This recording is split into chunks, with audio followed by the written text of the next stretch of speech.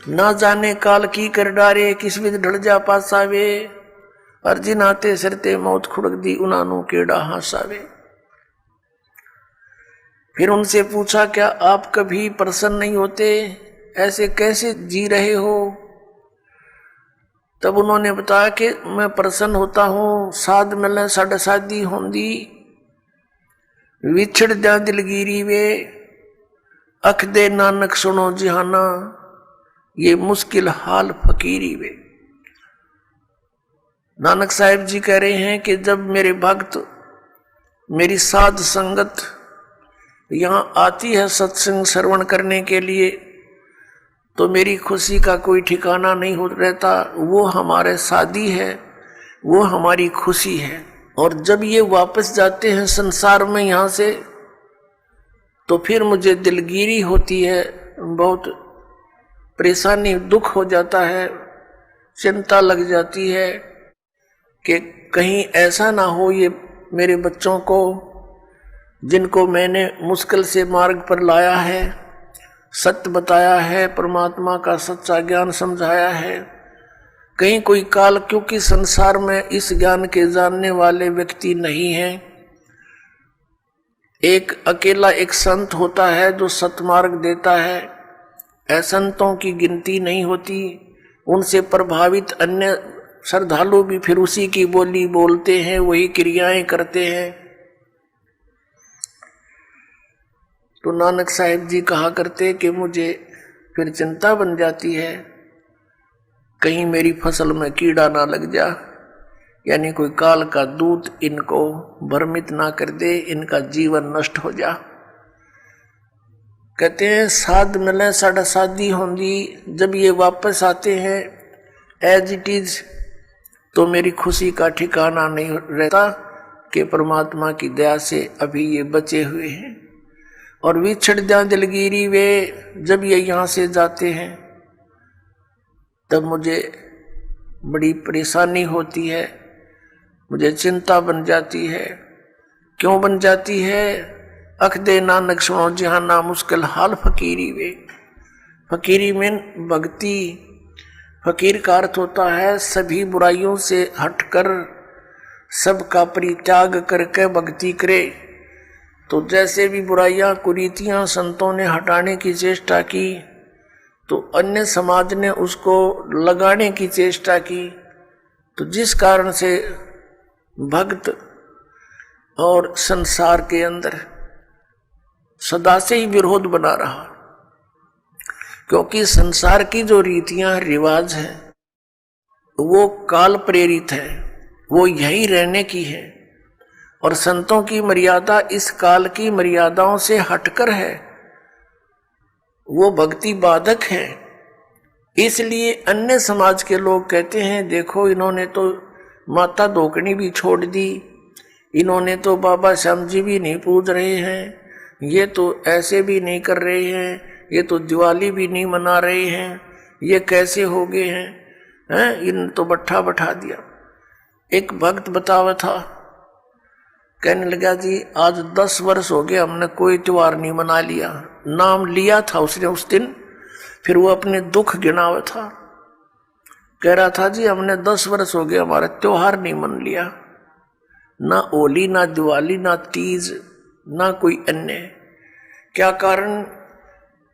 कि हमारा परिवार है, कभी तो हमारे घर में कोई खुद जवान भाई की मृत्यु हो जाती है, 1 वर्ष उसकी चिंता पूरी होती है, तब तक दूसरा कोई रिश्तेदार निकट में, जैसे बहन का पति मर गया, फिर त्योहार मने नहीं, फिर कोई बिल्कुल साथ में का केताऊ का मर गया जवान, फिर ऐसे फिर लड़का मर गया। 10 वर्ष हो गए हमने त्योहार नहीं मना लिया। तो फिर इन त्योहारों को किस लिए मनाते हैं? या तो फिर भी मनाओ अगर इतने कंपलसरी है तो। ये कहने का भाव ये है यहाँ कुछ मनाने की जरूरत ना है, यहाँ तो भगवान के गुण गान की आवश्यकता है। और उस समय को याद रखे, ये जाने का समय याद रखे। अब हम कितने मूर्ख बना रखे हैं। ये दास सत्संग करने जाया करता था, तो वहाँ ऐसे ही भक्तों के साथ हमारे जो एक आध भक्त नाम लेता, वहाँ पाठ करते, हम 2-3 दिन रुकते, तो एक व्यक्ति जैसे ही बुला लेते जी आज उस ज्ञान समझ लो, वो बुला ले उसको, वो बैठ कर लगा एंड बैंड बोलन। कहते भक्ति तो अपने मनमय होती है, गुरु बनाने से क्या भक्ति होती है, ले कर दे दे और करके खा ले, बस यही सब कुछ होता है। काफी ऐसी ऐसी बातें करता रहा, समझाने की चेष्टा की, नहीं माना, क्योंकि उसका 10-15 किले एकड़ जमीन थी, अच्छा ट्यूबवेल ला रखा था खेतों में, तो उसने फिर क्या जरूरत थी, क्या आवश्यकता समझा था वो भगवान की, युवा शरीर था। काफी समझाने की चेष्टा की, एंड बैंड बोलता रहा, उठ कर चला गया। खान पीन की उम्र है और अभी अब फांसी लगा रहे हो आप, बीड़ी नहीं पीनी, शराब नहीं पीनी, मांस नहीं खाना, नाचना कूदना नहीं है, यूं कह घर उठ कर चला गया। और कहता है कि भक्ति तो बुढ़ापे में करया करें, वृद्ध अवस्था हो जा। तो उसको बता भी बुढ़ापे में भक्ति कठिन हो जाएगी जब पहले से स्टार्ट ना हुई था,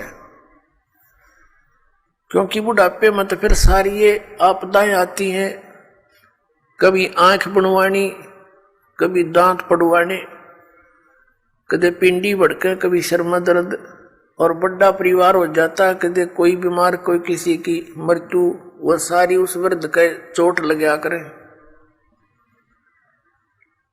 और कदे खांसी सतावे, कदे और 100 समस्याएं हो जाती है, उठ के बैठा जाना, और क्या पता वृद्ध अवस्था तक प्राणी जीवित रहेगा कि ना रहेगा। तो भक्ति के लिए तो संतों ने बताया है, सदग्रंथों में भी यही लिखा पाया है कि भक्ति के लिए जब भी बच्चा 3 वर्ष का हो जा, बोलने लग जा, 3 वर्ष के बालक को उपदेश दिला देना चाहिए, जैसा भी करे वो थोड़ा बहुत करता रहेगा, क्योंकि घर में जब चर्चा चलती है, मंत्र चलेंगे तो वो भी बोलेगा, अपने आप बोलता रहेगा, बच्चे को ज्यादा असर होता है, प्रभाव बनता है। तो 3 वर्ष तक बच्चा माता पिता के आश्रित होता है।